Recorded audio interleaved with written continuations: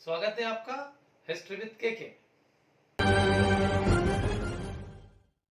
आज हम लोग चौथ एवं सरदेशमुखी के बारे में जानेंगे। हम मराठों के बारे में बहुत सारी चीजें पढ़ रहे हैं, तो चौथ और सरदेशमुखी के बारे में प्रायः परीक्षाओं में प्रश्न आते हैं, पीएससी वगैरह में भी आते हैं और सामान्य परीक्षाओं में भी जो प्रश्न आते हैं वो भी बताएंगे। वीडियो को पूरा देखेंगे आप, समझ में आएगा। और इसमें बड़ा कंफ्यूजन रहता है, तो चौथ क्या है और सरदेशमुखी क्या है, दोनों को समझेंगे। कब शुरुआत हुई थी ये जानेंगे और फिर दोनों के बीच में क्या अंतर है इसको हम इस वीडियो में समझेंगे। तो सबसे पहले हम देखें कि चौथ क्या है। चौथ एक टैक्स है, माने कर है, जो किस समय में लिया जाता था? मराठों के समय में लिया जाता था।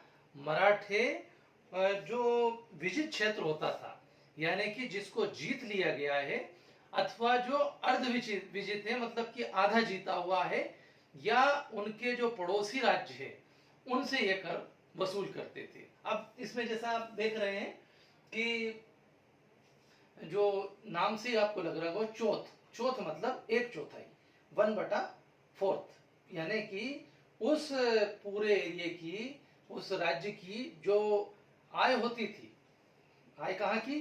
पूरे वर्ष की जो आय होती थी, उस आय के ऊपर में से, उस जो टोटल आय हुई है उसमें से 25% मराठा वसूल करते थे। किससे? जो पड़ोसी राज्य उससे, या जो विजित और अर्ध विजित राज्य है उससे मराठा एक प्रकार का कर लेते थे, जिसको कि चौथ बोला जाता था। अब इससे क्या क्यों देना पड़ता था पड़ोसी राज्य को? क्योंकि मराठा अपने आसपास के निकट के राज्यों पर आक्रमण करते रहते थे, लूटमार करते रहते थे। तो उस लूटमार से बचने के लिए या अपनी रक्षा के लिए, कह लीजिए, बताएंगे कैसे रक्षा, तो रक्षा के लिए ये पड़ोसी राज्य मराठों को ये कर देते थे। अब इसमें क्या शर्तें होती थी? शर्त ये होती थी कि जो राज्य या पड़ोसी राज्य इस कर को देता था उस पर मराठा आक्रमण नहीं करते थे, उस क्षेत्र में लूटमार नहीं करते थे। अगर वो क्षेत्र उनको 25% यानी कि चौथ दे दे, एक चौथाई आय का हिस्सा दे दे, तो वो उस राज्य के ऊपर या पड़ोसी राज्य के ऊपर, आसपास के क्षेत्र पर आक्रमण नहीं करेंगे। दूसरी शर्त क्या थी इसमें कि यदि कोई तीसरी शक्ति करद राज्य पर, यानी जो टैक्स दे रहा है मराठों को, उस राज्य के ऊपर अगर कोई तीसरी शक्ति आकर के आक्रमण करेगी तो मराठा ऐसे राज्य की रक्षा करते थे, ये वचन वो देते थे। इसीलिए अपनी रक्षा के लिए पड़ोसी राज्य मराठों को ये कर दे देते थे। अब इससे मराठों को क्या फायदा होता था? मराठों को इससे सैनिक, अपने सैनिकों के लिए एक बहुत बड़ी आय प्राप्त हो जाती थी। और ये जो टैक्स होता था चौथ, इसको कौन लेते थे? तो इसमें जो बंटवारा होता था इस टैक्स का, वो छत्रपति, पेशवा और मराठा सरदार, इनके बीच में ये बंटता था, इनके बीच में ये वितरित होता था एक नियमानुसार। तो 25% होता था। अब हमें लगेगा कि क्या शिवाजी ही इसको शुरू करने वाले थे? क्या शिवाजी ने ही इस टैक्स को शुरू किया था? हाँ, प्राय हम लोग ये जानते हैं कि शिवाजी के द्वारा ये टैक्स चालू किया गया, पर ऐसा नहीं है। इससे पहले भी जो उत्तर कोंकणी क्षेत्र है, उत्तर कोंकण का जो क्षेत्र है, वहां पर रामनगर के शासक के द्वारा पुर्तगाली बस्तियों से इस तरह का एक टैक्स लिया जाता था, और उस समय इसको ग्रासो कहा जाता था। क्या कहते थे? ग्रासो, ग्रासो बोलते थे। अब इसको चौथ बोला जाने लगा। और जो ग्रासो होता था, इसको एक प्रकार से मेंटेनेंस अलाउंस बोल सकते हैं हम, ग्रासो लिया जाता था उनके द्वारा, और ये 14 से लेकर के 17% तक होता था।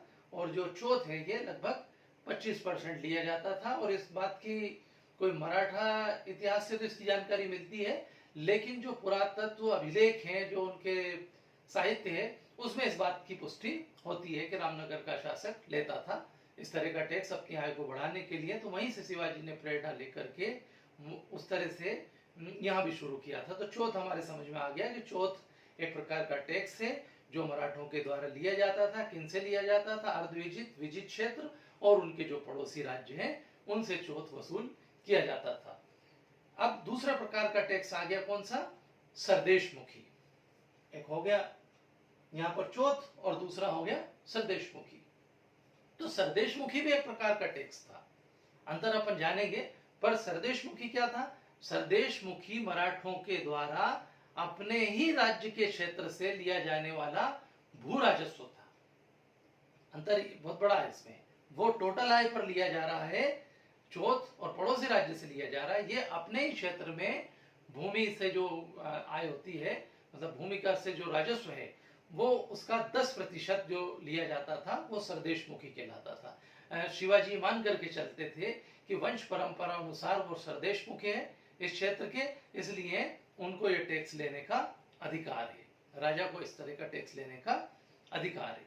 तो ये राजस्व का टैक्स था एक प्रकार से सरदेशमुखी। और इसकी शुरुआत कहां से हुई थी? इसकी शुरुआत मराठा क्षेत्रों में उस समय हुई जब मराठा उपनिवेश स्थापित हुए और गांवों से टैक्स कैसे इकट्ठा करना है, राजस्व कैसे इकट्ठा करना है, इसके लिए जिला स्तर पर और ग्राम स्तर पर अधिकारी नियुक्त किए गए। तो जो ग्राम स्तर पर अधिकारी होता था, टैक्स इकट्ठा करने वाला, जो गांव में टैक्स इकट्ठा करता था, लोगों के का ध्यान रखता था, किसानों का उनकी जरूरतों को पूरा करता था और उसके बदले में कुछ न्याय वगैरह भी करता था। तो ऐसे व्यक्ति को गांव में देशमुख कहा जाता था। जो ग्रामीण क्षेत्र से टैक्स इकट्ठा करता था देशमुख कहते थे। और इनके ऊपर का जो होता था वो सरदेशमुख कहते थे उसको। तो इस तरह से इससे ये सरदेशमुखी प्रक्रिया अस्तित्व में आई। अब इसमें दोनों में हम अंतर को जान ले। यहाँ दोनों का टैक्स समझ में आ गया कि देश चौथ क्या है और सरदेशमुख क्या है।